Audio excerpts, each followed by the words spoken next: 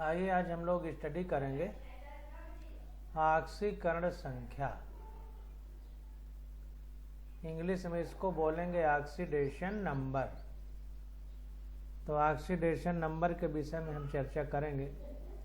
तो देखिए कह रहा है कि निम्नलिखित अभिक्रिया जिसमें हाइड्रोजन ऑक्सीजन से संयोजन करके जल बनाता है, इलेक्ट्रॉन स्थानांतरण का एक अल्पविदित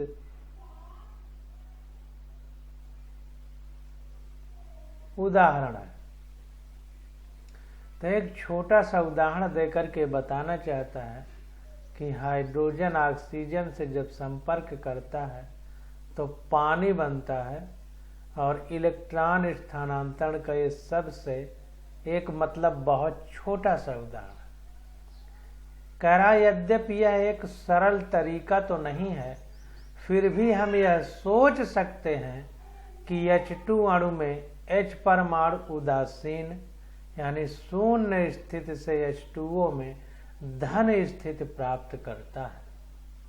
तो ध्यान दीजिए यहाँ H2 लिखा है तो इसका मतलब इसके ऊपर पावर 0 है। यहाँ O2 लिखा है इसका मतलब इसके ऊपर पावर 0 है।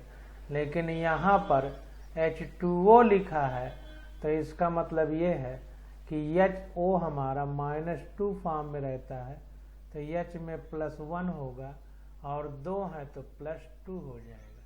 तो वही कह रहा है कि H2 अणु में H परमाणु उदासीन यानी शून्य स्थिति से H2O में धन स्थिति प्राप्त करता है। तो किस प्रकार से धन स्थिति प्राप्त कर रहा है ये चीज आपको समझ में आ गई होगी। ऑक्सीजन परमाणु O2 में शून्य स्थिति से द्विऋणी स्थिति प्राप्त करते हैं। तो यहाँ पर देखिए O2 की पावर लगभग 0 है। O2 की 0 कोई मतलब चार्ज नहीं है। यहाँ पर -2 चार्ज है। तो इस प्रकार से क्या होगा कि यहाँ द्विऋणी स्थिति प्राप्त करते हैं। यह माना गया है कि H से O की ओर इलेक्ट्रॉन स्थानांतरित हो गया है। अब जाहिर सी बात है कि H यहाँ पर धनात्मक स्थिति में है, O ऋणात्मक स्थिति में है। इसका मतलब H धन तब बना जब इसका इलेक्ट्रॉन निकल गया और O ऋण तब बना जब इसमें इलेक्ट्रॉन आ गया। तो आया कहाँ से? H से। तो वही कह रहा है कि यह माना गया है कि H से O की ओर इलेक्ट्रॉन स्थानांतरित हो गया है। परिणाम स्वरूप H2 का ऑक्सीकरण तथा O2 का अपचयन हो गया है। तो ध्यान दीजिए धनात्मक पावर का बढ़ना ऑक्सीकरण और ऋणात्मक पावर का बढ़ना अपचयन यानी रिडक्शन है। तो हम ये कह सकते हैं कि हाइड्रोजन का ऑक्सीकरण और ऑक्सीजन का अपचयन हो गया। बाद में हम यह पाएंगे कि यह आवेश स्थानांतरण आंशिक रूप से ही होता है। यह बेहतर होगा कि इसे इलेक्ट्रॉन विस्थापन यानी शिफ्ट से दर्शाया जाए, ना कि H द्वारा इलेक्ट्रॉन निष्कासन तथा O द्वारा इलेक्ट्रॉन की प्राप्ति। तो ध्यान दीजिए जनरली हम ये बात कह रहे हैं कि इलेक्ट्रॉन H से स्थानांतरित होकर के O में चला गया है, जबकि ऐसा बिल्कुल नहीं है। बल्कि हकीकत ये है कि HOH इस प्रकार से पानी के अणु की संरचना है। तो यहाँ पर O की विद्युत ऋणात्मकता यानी इलेक्ट्रोनिगेटिविटी बहुत ज़्यादा है। तो ये H के इलेक्ट्रॉन को अपनी ओर खींचता है। तो ये आंशिक धनावेशित हो जाता है, ये आंशिक ऋणावेशित हो जाता है। इसी प्रकार इस H के इलेक्ट्रॉन को अपनी ओर खींचता है तो ये आंशिक ऋणावेशित हो जाता है, ये आंशिक धनावेशित हो जाता है। तो चूंकि इलेक्ट्रॉन को अपनी ओर ऑक्सीजन खींच रहा है H वाले की, तो खींचेगा तो इस पर इलेक्ट्रॉन आ नहीं जाएंगे, बल्कि थोड़ा सा ये जो बॉन्ड है इसमें शिफ्ट हो जाएंगे, खिसक जाएंगे। तो इसलिए 2 डेल्टा इसमें आ गया, ऑक्सीजन में यहाँ पर एक H में प्लस डेल्टा, एक H में प्लस डेल्टा। तो कहने का मतलब ये है कि इलेक्ट्रॉनों की शिफ्टिंग हो रही है, ना कि स्थानांतरण, सही विषय में कहा जाए तो वही कह रहा है कि यह बेहतर होगा कि इसे इलेक्ट्रॉन स्थानांतरण यानी शिफ्ट से दर्शाया जाए, ना कि H द्वारा इलेक्ट्रॉन निष्कासन तथा O द्वारा इलेक्ट्रॉन की प्राप्ति। यहाँ समीकरण 7.18 के बारे में जो कुछ कहा गया है वही अन्य सहसंयोजक यौगिकों वाली अन्य अभिक्रियाओं के बारे में कहा जा सकता है। इनके 2 उदाहरण हैं। तो देखिए यहाँ पर एग्जाम्पल दे रहा है कि H2 सॉलिड से Cl2 गैस की अभिक्रिया हो रही है तो 2HCl गैस बन रही है, और मीथेन गैस की क्लोरीन गैस से अभिक्रिया हो रही है तो कार्बन टेट्राक्लोराइड और हाइड्रोजन क्लोराइड बन रहा है। तो सहसंयोजक यौगिकों के उत्पाद की अभिक्रियाओं में इलेक्ट्रॉन स्थानांतरण को ध्यान में रखकर ऑक्सीकरण संख्या विधि का विकास किया गया है।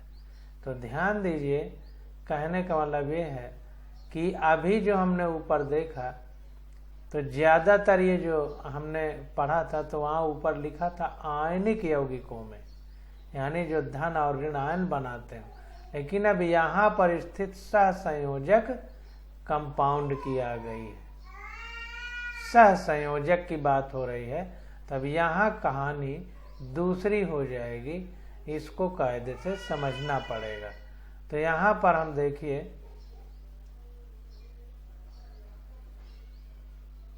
कोवैलेंट कंपाउंड यानी सहसंयोजक जो कंपाउंड हैं या यौगिक हैं उनके विषय में चर्चा करेंगे।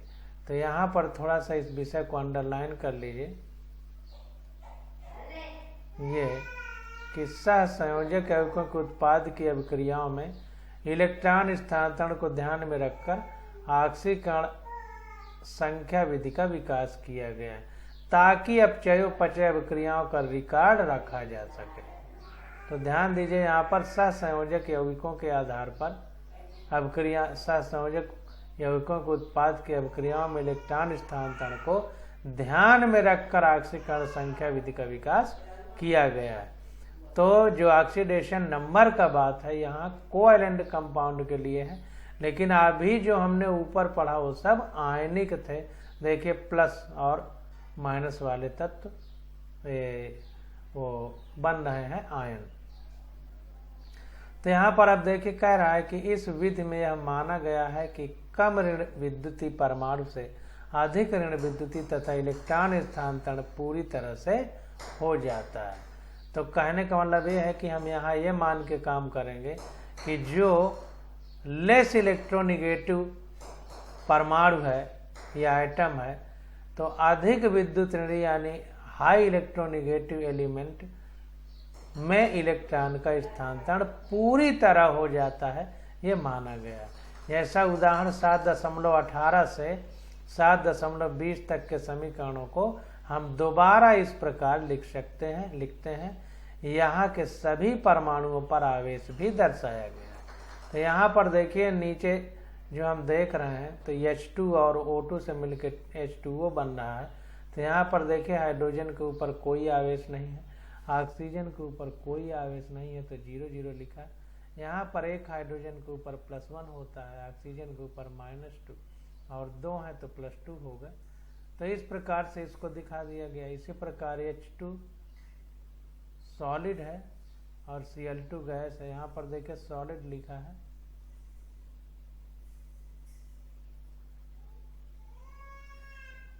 यहाँ पर भी H2 सॉलिड लिखा है। तो इसको हो सकता है सॉलिड पहले किया जाए जैसे प्लेटिनम में डालते हैं और उसके बाद क्लोरीन से गैस से रिएक्शन कराई जाए। तो यहाँ पर H2 सॉलिड है, 0 है इसकी पावर यानी कोई पॉजिटिव निगेटिव नहीं है। Cl2 में भी कोई पॉजिटिव निगेटिव नहीं है। इसके बाद यहाँ पर Cl में H+ होता है, Cl निगेटिव, तो +1 -1 यहाँ पर लिखा गया है। यहाँ पर +1 H के लिए है, Cl के लिए -1 है। इसी प्रकार CH4 गैस Cl2 गैस से CCl4 लिक्विड और HCl गैस बनती है। तो यहाँ पर कार्बन की -4 होती है पावर। देखिए चौथे वर्ग में है तो -4 है, और हाइड्रोजन की +1 है। जब ज़्यादा विद्युत ऋणी तत्व होता है हाइड्रोजन से, तो हाइड्रोजन पॉजिटिव अपना पावर दिखाती है, यानी पॉजिटिव नंबर शो करती है अपने पावर में। और जब लेस इलेक्ट्रोनिगेटिव तत्व होता है तो वहाँ पर माइनस शो करती है। तो कार्बन की इलेक्ट्रोनिगेटिविटी हाइड्रोजन से ज़्यादा है, तो कार्बन -4 के रूप में है, और हाइड्रोजन देखिए इसमें -4 है, इसीलिए 4 हाइड्रोजन से मिलकर के +4 करेगी, तब ये न्यूट्रल कंपाउंड हमारा बनेगा। इसी प्रकार Cl2 में कोई पावर नहीं है तो 0, यहाँ पर से Cl4 बन गया। तो यहाँ पर देखिए Cl ज़्यादा विद्युत ऋणात्मक यानी हाई इलेक्ट्रोनिगेटिव है, इसलिए Cl यहाँ पर अब माइनस है। इलेक्ट्रोनिगेटिव यानी विद्युत ऋणात्मक, तो विद्युत ऋणात्मकता का मतलब होता है कि जो बांड है उसके इलेक्ट्रॉनों को अपनी ओर खींचने की प्रवृत्ति।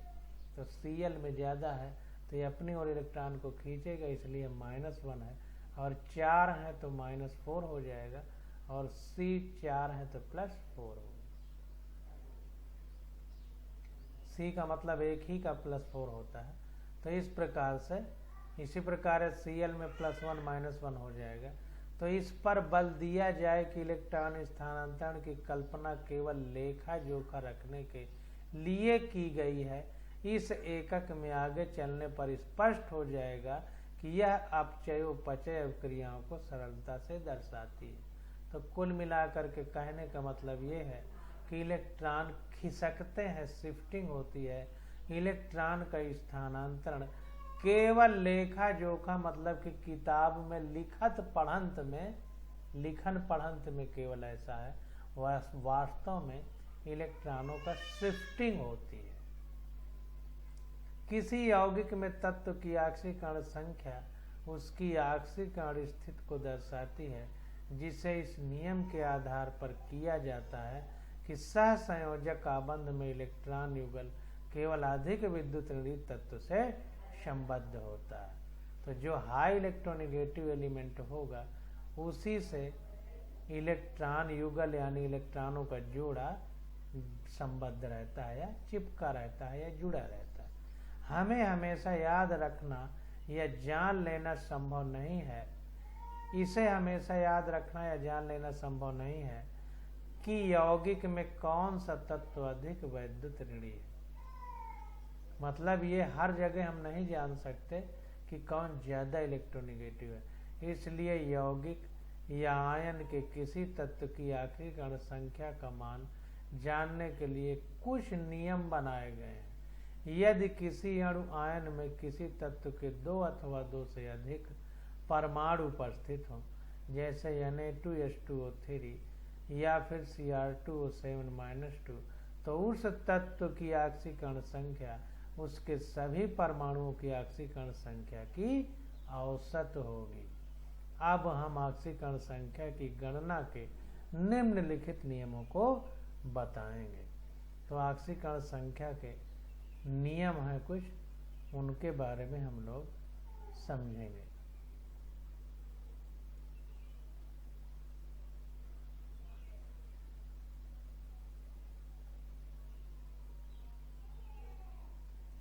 तो इन नियमों के बारे में हम लोग अच्छे से समझेंगे और बारीकी से इनको पढ़ेंगे। तो यहाँ पर देखिए कह रहा है कि तत्वों में स्वतंत्र या असंयुक्त दशा में प्रत्येक परमाणु की आक्सीकरण संख्या 0 होती है। ध्यान दीजिए, तत्वों में यानी कहने का मतलब ये है कि जो एक या मतलब परमाणु हो या एक ही परमाणु से बनकर मिलकर बना अणु हो। जैसे H में 2 H आ गए तो H2 बन गए, O में 2 O आ गए तो O2 बन गए, Cl में 2 Cl आ गए तो Cl2 बन गए, O3 में 3 O आ गए तो O3, मतलब एक ही प्रकार के हैं, तो इनको हम तत्व कहेंगे। तो तत्वों में स्वतंत्र या असंयुक्त दशा में प्रत्येक परमाणु की ऑक्सीकरण संख्या 0 होती है। प्रत्यक्षतः जैसे H2 है, O2 है, Cl2 है, O3 है, P4 है, S8 है, NaMgAl में सभी परमाणुओं की ऑक्सीकरण संख्या समान रूप से 0 है। ये एक चीज हमको बता दी। दूसरा कह रहा है कि केवल एक परमाणु वाले आयनों में परमाणु की ऑक्सीकरण संख्या उस आयन में उपस्थित आवेश का मान है। इस प्रकार यानी प्लस आयन की ऑक्सीकरण संख्या +1, Mg+2n की +2, Fe+3 की +3, Cl- की -1, O2 की -2 है। सभी क्षार धातुओं की उनके यौगिकों में ऑक्सीकरण संख्या +1 होती है तथा सभी क्षारीय मृदा धातुओं की ऑक्सीकरण संख्या +2 होती है। एल्युमिनियम की उसके यौगिकों में ऑक्सीकरण संख्या सामान्यतः +3 मानी जाती है। तो ध्यान दीजिए कि कोई अगर एकल परमाणु केवल एक परमाणु वाले आयन, तो जहां पर एक कोई अकेला परमाणु है तो उस पर जो आवेश होगा वही उसकी ऑक्सीकरण संख्या होगी। तो जैसे Na में +1 है तो ऑक्सीडेशन नंबर +1 होगी, Mg की +2 जैसा सब में बताया गया। अब नीचे बता रहा है कि जितनी हमारी क्षारीय धातुएं हैं यानी पहले ग्रुप की हैं, जैसे Na, K, Rb, ये सब हलीना के रब कब्र से फरार, ये हमने याद कराया था। तो उसमें क्या होगा कि हमारा पहले वर्ग के जो तत्व हैं उनमें ऑक्सीकरण संख्या +1 और इन्हीं को क्षारीय धातुएं कहते हैं, एल्कलाइन मेटल। या फिर दूसरे वर्ग के तत्व क्षारीय मृदा धातु या एल्कलाइन अर्थ मेटल कहते हैं, उनकी ऑक्सीकरण संख्या +2 होगी और एल्युमिनियम की उनके यौगिकों में ऑक्सीकरण संख्या +3 मानी जाती। तो ये भी पॉइंट आ गया। अब अगला पॉइंट, सारे पॉइंट टिक कर लीजिए, इनको याद करना। अब देखिए तीसरा पॉइंट आ जाता है, कह रहा अधिकांश यौगिकों में ऑक्सीजन की ऑक्सीकरण संख्या -2 होती है। हमें 2 प्रकार के अपवाद मिलते हैं, पहला पराक्साइडों तथा सुपर ऑक्साइडों में और उन यौगिकों में जहां ऑक्सीजन के परमाणु एक दूसरे से सीधे जुड़े रहते हैं। तो ये कुछ अपवाद मिलते हैं। तो पराक्साइडों जैसे H2O2, Na2O2 में प्रत्येक ऑक्सीजन परमाणु ऑक्सीकरण संख्या -1 दर्शाता है। तो पराक्साइड में ऑक्सीजन की ऑक्सीकरण संख्या हम कितनी लेंगे? -1। इसको सब टिक कर लीजिए। सुपर ऑक्साइड जैसे KO2, RbO2 में प्रत्येक ऑक्सीजन परमाणु के लिए ऑक्सीकरण संख्या -½ निर्धारित की गई है। तो पराक्साइड में -1 होती है और सुपर ऑक्साइड में -½ होती है ऑक्सीकरण संख्या ऑक्सीजन की। इस बात को ध्यान रखना। बाकी सब जगह ऑक्सीकरण संख्या ऑक्सीजन की -2 होती है। तो जहाँ पर देखिए दोनों तरफ O2 है, मतलब 2 हैं, वहाँ पर -1 है। जहाँ पर एक तरफ 2 है एक तरफ वो 1 है तो 1/2 हो जाएगा। इस तरह याद रखेंगे तो आराम रहेगी। दूसरा अपवाद बहुत दुर्लभ है, यानी बहुत रेयर में देखने को मिलता है, जिसमें ऑक्सीजन डाइफ्लोराइड यानी OF2 तथा ऑक्सीजन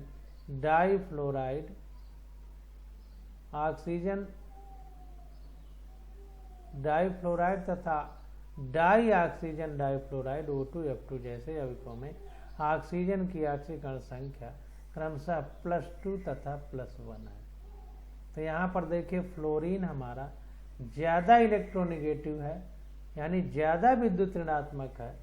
तो ऑक्सीजन के इलेक्ट्रॉन को जो बांड है उसमें फ्लोरीन अपनी ओर खींचेगा, जिससे फ्लोरीन की तरफ शिफ्ट होगा तो फ्लोरीन में नेगेटिव चार्ज होगा और ऑक्सीजन में पॉजिटिव। इसलिए यहाँ पर ऑक्सीजन हमारी डाइफ्लोराइड में +2 और डाईऑक्सीजन डाइफ्लोराइड में +1 ऑक्सीकरण संख्या में रहेगी। यह संख्या ऑक्सीजन की आबंध स्थिति पर निर्भर करती है, लेकिन यह सदैव धनात्मक ही होगी। तो अगर डाईऑक्सीजन डाइफ्लोराइड या डाइफ्लोराइड ऑक्सीजन डाइफ्लोराइड है, तो ये बात निर्भर करेगी आबंध की स्थिति पर, लेकिन सदैव धनात्मक होगी, इस बात को ध्यान देना है। अब आगे चौथा पॉइंट हमारा आ जाता है। देखिए ऑक्सीकरण संख्या के विषय में ये जो पॉइंट दिए गए हैं इनको सबको टिक कर लीजिए और सबको याद रखना है। ये बातें याद रखेंगे तभी आप आगे क्वेश्चन कर पाएंगे। अब आगे कह रहा है कि ऑक्सीजन की हाइड्रोजन की ऑक्सीकरण संख्या +1 होती है केवल उस दशा को छोड़कर जहां धातुएं उसके द्विअंगी यौगिक बनाती हैं, केवल 2 तत्वों वाले यौगिक। उदाहरण के लिए जैसे LiH, NaH तथा CH2 में हाइड्रोजन की ऑक्सीकरण संख्या 1 है। तो हाइड्रोजन की ऑक्सीकरण संख्या +1 होती है केवल उस दशा को छोड़कर जहां धातुएं इससे द्विअंगी यौगिक बनाती हैं, केवल 2 तत्वों वाले यौगिक। तो सब जगह लगभग जो है ऑक्सीकरण संख्या +1 होगी, केवल कुछ कंडीशन को छोड़ करके, जैसे बाइनरी कंपाउंड जहां बनते हैं द्विअंगी, that is compounds containing 2 element. ये कंपाउंड क्या करेंगे कि जिनमें 2 तत्व होंगे, तो वहां पर जो है ऑक्सीकरण संख्या हमारी माइनस होती है। जैसे देखिए LiH, NaH, CaH2 इनमें ऑक्सीकरण संख्या क्या है -1 है। यहाँ पर देखिए हिंदी वाली बुक में ये माइनस इधर लिख दिया है, ऑक्सीकरण संख्या -1 है। ध्यान दीजिए, क्योंकि हमने आपको बताया है कि क्षारीय धातुएं यानी एल्कली मेटल और क्षारीय मृदा धातुएं यानी एल्कलाइन अर्थ मेटल ये बहुत ज़्यादा विद्युत धनात्मक है। तो अब इनके साथ जब हाइड्रोजन आएगी तो ये विद्युत धनात्मक है, तो हाइड्रोजन की तरफ इलेक्ट्रॉन शिफ्ट होगा, हाइड्रोजन अपनी ओर खींच लेगा क्योंकि ज़्यादा इलेक्ट्रोनेगेटिव होगा, तो इसलिए -1 के रूप में हाइड्रोजन की ऑक्सीकरण संख्या होगी। 5वां पॉइंट है, कह रहा है सभी यौगिकों में फ्लोरीन की ऑक्सीकरण संख्या 1 होती है। अब यहाँ पर देखिए फिर -1 होना चाहिए। In all its compound fluorine has an oxidation number of -1। तो ऑक्सीकरण संख्या के बीच में जो डॉट लगाया है वो आगे लगना चाहिए था, थोड़ा यहाँ त्रुटि है, ऑक्सीकरण संख्या -1 है। इसी प्रकार ऑक्सीकरण ये वाली संख्या, ये जो डॉट है यहाँ होना चाहिए, मतलब -1 होती है। तो सभी यौगिकों में फ्लोरीन की ऑक्सीकरण संख्या -1 है, क्योंकि फ्लोरीन सबसे ज़्यादा विद्युत ऋणात्मक तत्व है पूरी आवर्त सारणी में, तो ये हमेशा -1 रहेगा। यौगिकों में हैलाइड आयनों के अन्य हाइड्रोजन, क्लोरीन, ब्रोमीन तथा आयोडीन की ऑक्सीकरण संख्या भी -1 है। तो जाहिर सी बात है कि हाइड्रोजन वर्ग के तत्व जो हैलाइड हैं उनमें -1 शो करने की प्रवृत्ति है। क्लोरीन, ब्रोमीन तथा आयोडीन जब ऑक्सीजन से संयोग करते हैं तो इनकी ऑक्सीकरण संख्या धनात्मक होती है, उदाहरणार्थ ऑक्सी अम्लों तथा ऑक्सी एनायनों में। तो ध्यान दीजिए कि क्लोरीन, ब्रोमीन और आयोडीन इनकी ऑक्सीकरण संख्या -1 है, लेकिन जब ऑक्सीजन से संयोग करते हैं तो ऑक्सीजन की विद्युत ऋणात्मकता यानी इलेक्ट्रोनेगेटिविटी क्लोरीन, ब्रोमीन और आयोडीन से ज़्यादा है, इसलिए अब ऑक्सीजन अपनी ओर इलेक्ट्रॉन को खींच लेगा, तो Cl, Br और I ये सब धनात्मक ऑक्सीकरण संख्या शो करेंगी। तो इस प्रकार से ये छोटी छोटी जो बारीकियां हैं इनको हम समझते चलेंगे। अब 6वां नंबर पॉइंट देखते हैं।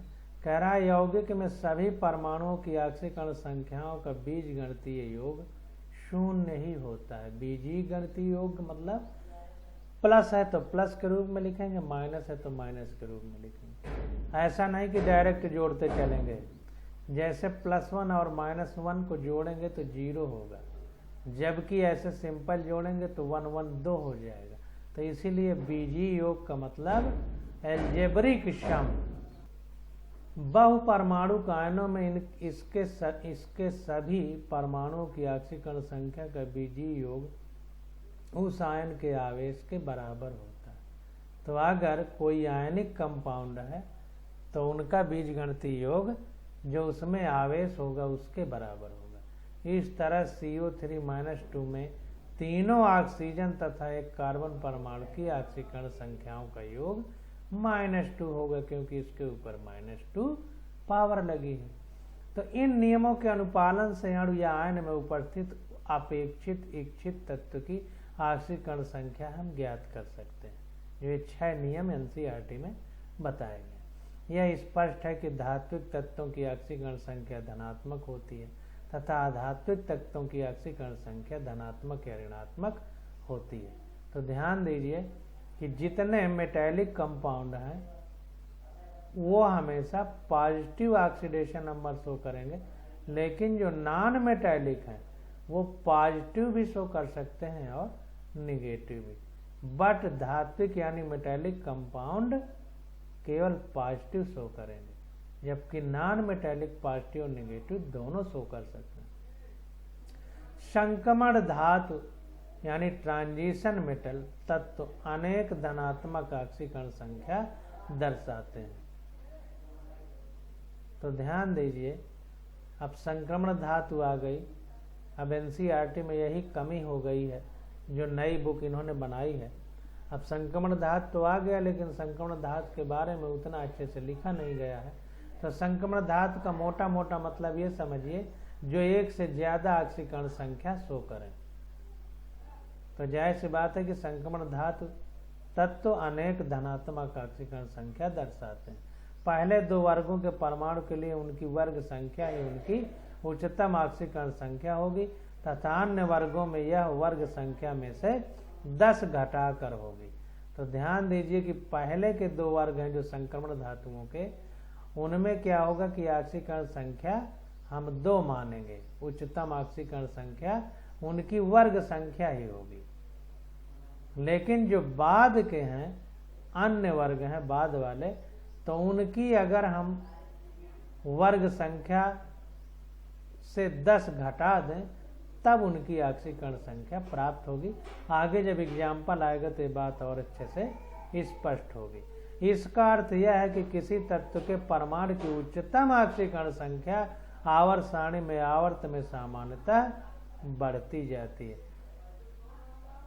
तो इससे बात समझ में आई कि आवर्त सारणी में अगर आवर्तों में हम आगे बढ़ें तो जो ऑक्सीकरण संख्या है वो सामान्यतः बढ़ती जाती है। तीसरे आवर्त में ऑक्सीकरण संख्या 1 से 7 तक बढ़ती है।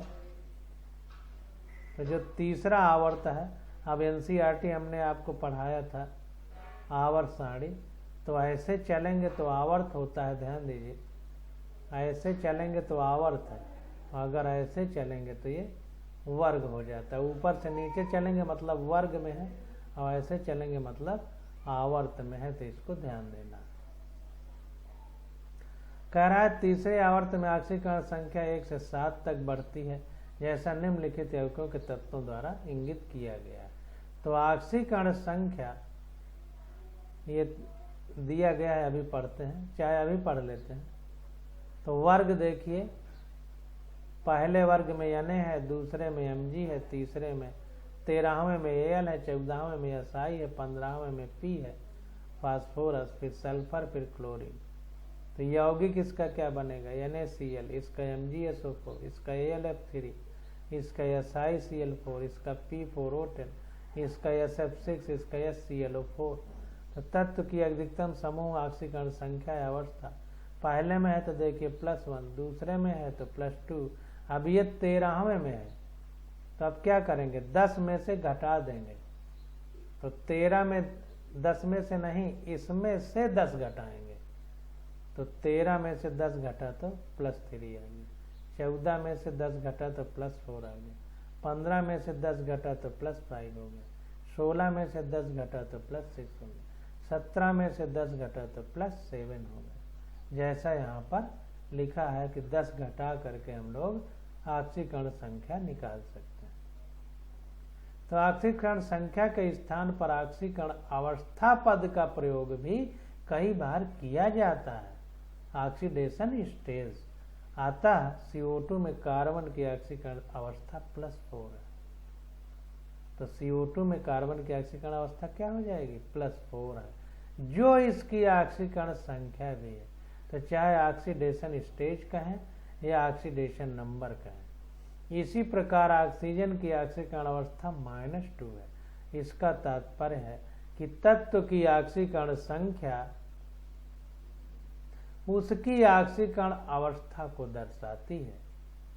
जर्मन रसायनज्ञ अल्फ्रेड स्टाक के अनुसार यौगिकों में धातु की ऑक्सीकरण अवस्था को और रोमन संख्यांक में कोष्ठक में लिखा जाता है। इसे स्टाक संकेतन कहा जाता है।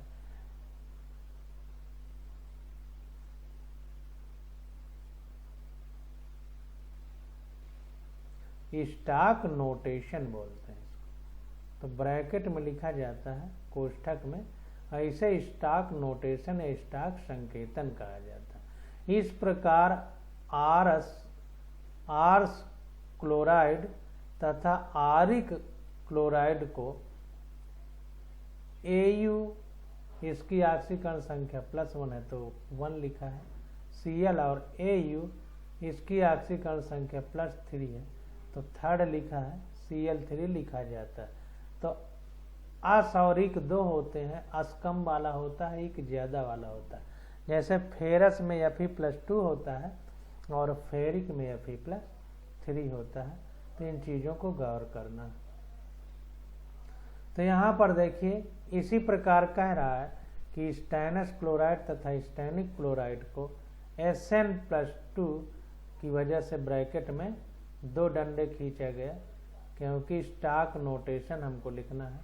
यहाँ पर Sn स्टैनिक है तो Sn की +4 होती है तो ब्रैकेट में 4 लिखा गया, Cl4 लिखा जाता है।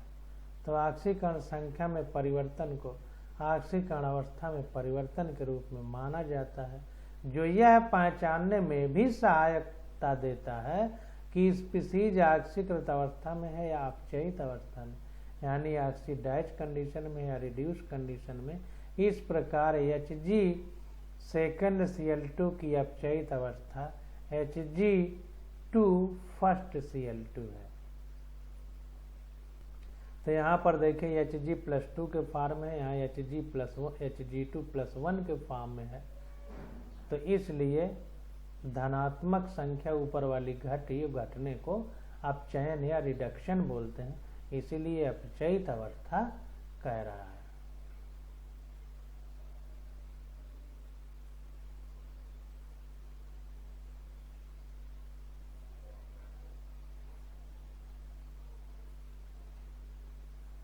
तो ब्रैकेट में कैसे लिखा जाता है, इसलिए हमने अंडरलाइन कर दिया ताकि आप लोग इस बात को ध्यान रखें। अब देखिए आगे एग्जाम्पल आ जाता है, तो एग्जाम्पल से पहले जो थोड़ा छूटा है इसको पढ़ लेते हैं।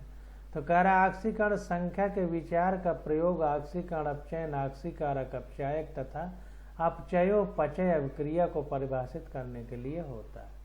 तो ऑक्सीकरण संख्या कुल मिला के ऑक्सीडेशन, रिडक्शन या ऑक्सीडाइजिंग एजेंट या रिड्यूसिंग एजेंट या रिडॉक्स रिएक्शन को जो है परिभाषित करने के लिए, डिफाइंड करने के लिए होता है। संक्षेप में हम यह कह सकते हैं कि ऑक्सीकरण दिए गए पदार्थ में तत्व की ऑक्सीकरण संख्या में वृद्धि है और अपचयन दिए गए पदार्थ में तत्व की ऑक्सीकरण संख्या में कमी है। ऑक्सीकारक का मतलब वो अभिकारक जो दिए गए पदार्थ में तत्व की ऑक्सीकरण संख्या में वृद्धि करे, और ऑक्सीकारकों को ऑक्सीडेंट भी कहते हैं। और अपचायक वो अभिकारक जो दिए गए पदार्थ में तत्व की ऑक्सीकरण संख्या में कमी करे, इन्हें रिडक्टेंट भी कहते हैं। तो ये बात हम पीछे भी पढ़ चुके हैं और फिर से उसी बात को यहाँ पर दोहरा रहा है। तो अब हमारे 2 क्वेश्चन आ जाते हैं, इनको कर लेते हैं। तो देखिए कह रहा है स्टाक संकेतन का उपयोग करते हुए निम्नलिखित यौगिकों को निरूपित कीजिए। तो ये दिया गया है। तो ऑक्सीकरण संख्या की गणना के विभिन्न नियमों के अनुसार प्रत्येक धातु की ऑक्सीकरण संख्या इस प्रकार होती है या इस प्रकार है। तो HAuCl4, तो Cl4 ज़्यादा इलेक्ट्रोनिगेटिव है तो ये 4 माइनस का शो करेगा। अब इसको बैलेंस करके, चूंकि न्यूट्रल कंपाउंड है तो इसको बैलेंस करके अगर यहाँ -4 हो गया तो H हमारा +1 दिखाएगा। तो अब क्या बचेगा, जाहिर सी बात ज़्यादा विद्युत ऋणात्मक है तो ये पूरे इलेक्ट्रॉन को अपनी ओर शिफ्ट करेगा। तो -4, तो ये हमारा H प्लस होगा तो ये कितना होगा +3, तब तो +4 -4 0 होगा तो Au की +3 हो जाएगी। इसी प्रकार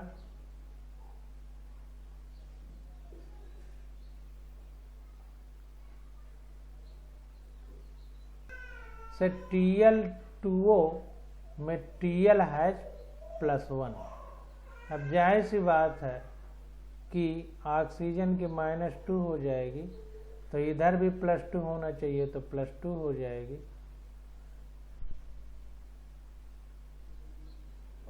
तो +2 जब हो जाएगी तो 2Tl की +2 है तो 1 की +1 होगी। इसी प्रकार FeO2 में FeO2 की -2 होगी O की तो Fe की +2 होगी।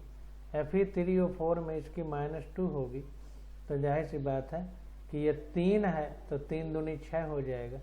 तो यहाँ पर +3 होना पड़ेगा ताकि 3 दूनी 6 हो सके। CuI में I की -1 होगी तो Cu की +1 होना पड़ेगा। CuO में O की -2 होगी तो Cu की +2 होना पड़ेगा।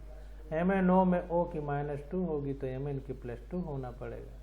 MnO2 में इसकी -2 होगी तो 1 की -2, 2 की -4 होगी तो Mn को +4 होना पड़ेगा, क्योंकि न्यूट्रल कंपाउंड है तो इनका प्लस माइनस जोड़ के न्यूट्रल रखना पड़ेगा। क्योंकि अभी हमने ऊपर पढ़ा है कि बीजगणितीय योग 0 होना चाहिए, तो 0 कर देंगे। अब देखिए देयरफॉर, तो इस प्रकार से सारे हमने निकाले, इसलिए इन यौगिकों का निरूपण इस प्रकार है। तो HAu 3 आया है तो 3rd लिखेंगे ब्रैकेट में स्टॉक नोटेशन की वजह से। Cl4 इसी प्रकार Ti2 1 है तो 1 लिखेंगे, Fe में 2 है तो 2 लिखेंगे, 3 है तो 3 लिखेंगे, 1 है तो 1, ऐसे सबका लिख लेंगे। अब अगला उदाहरण हमारा आ जाता है उदाहरण नंबर 7.4। कह रहा है सिद्ध कीजिए कि निम्नलिखित अभिक्रिया अपचयोपचय अभिक्रिया है, यानी रिडॉक्स रिएक्शन है, यानी इस अभिक्रिया में ऑक्सीकरण भी हो रहा है और अपचयन भी हो रहा है। तो उन स्पीशीज की पहचान कीजिए जो ऑक्सीकृत तथा अपचयित हो रहे हैं, जो ऑक्सीडेंट और रिडक्टेंट की तरह कार्य कर रहे हैं। तो ध्यान से देखिए यहाँ पर, आइए इस अभिक्रिया के सभी अभिकारकों की ऑक्सीकरण संख्या लिखें जिसके परिणाम स्वरूप हम पाते हैं। तो यहाँ पर देखिए ऑक्सीजन -2 फॉर्म में होता है तो Cu2 है तो 2 की +2 होगी तो 1 की +1 हो जाएगी। सल्फर -2 के फॉर्म में रहता है तो 2 कॉपर हैं तो 2 की +2 होगी तो 1 के लिए +1 होगी। यहाँ पर कोई पावर नहीं है तो 0 हो जाएगा। यहाँ पर ऑक्सीजन की -2 है और 2 ऑक्सीजन है तो इसलिए सल्फर की +4 होना पड़ेगा, क्योंकि -4 और +4 मिलके 0 होना चाहिए, बीजगणितीय 0 होना चाहिए योग। तो इससे हम यह निष्कर्ष निकालते हैं कि इस अभिक्रिया में कॉपर का +1 अवस्था से 0 ऑक्सीकरण अवस्था पर अपचयन तथा सल्फर का -2 से +4 तक ऑक्सीकरण हो रहा है। तो ध्यान दीजिए यहाँ +1 से देखिए 0 हो रहा है, यानी धनात्मक संख्या घट रही है। घटने को क्या बोलते हैं? अपचयन यानी रिडक्शन। और सल्फर की -2 से +4 हो रही है, यानी इसकी बढ़ रही है, निगेटिव से धनात्मक, यानी इसका ऑक्सीकरण हो रहा है। वही चीज यहाँ पर लिखा है। अब एक का अपचयन दूसरे का ऑक्सीकरण, यानी ऑक्सीकरण और अपचयन दोनों एक ही अभिक्रिया में हो रहे हैं, इसलिए ये अपचयोपचय अभिक्रिया का उदाहरण है। इसके अतिरिक्त CuS में सल्फर की ऑक्सीकरण संख्या की वृद्धि में Cu2O सहायक है। तो इसकी ऑक्सीकरण संख्या की वृद्धि में Cu2O सहायक है, तब ऑक्सीकरण संख्या वृद्धि हुई है सल्फर की, अतः Cu प्लस Cu1 ऑक्सीडेंट हुआ। तो चूंकि सल्फर की ऑक्सीकरण संख्या बढ़ाने में सहयोग कौन कर रहा है? Cu2O, इसलिए ये ऑक्सीकारक हुआ है, ऑक्सीडाइजिंग एजेंट हुआ, यह ऑक्सीडेंट हुआ। तथा Cu2s का सल्फर स्वयं Cu2s और Cu2O में कॉपर की ऑक्सीकरण संख्या की कमी में सहायक है, अतः Cu2s रिडक्टेंट हुआ। तो चूंकि ये सल्फर अपनी बढ़ा रहा है तो इस कॉपर की घटाकर 0 कर दे रहा है, तो चूंकि ये सल्फर यानी Cu2s पूरा ये कंपाउंड इसकी घटा रहा है तो घटाने में सहायक है, इसलिए घटाने वाले को रिड्यूसिंग एजेंट या रिडक्टेंट बोलते हैं या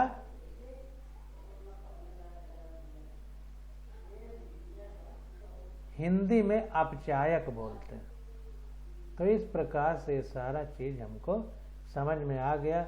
अब आगे आ जाता है अपचयोपचय अभिक्रियाओं के प्रारूप। तो इसमें जो भी आगे है इसकी स्टडी हम लोग अगले लेक्चर में करेंगे। आज बस यहीं तक।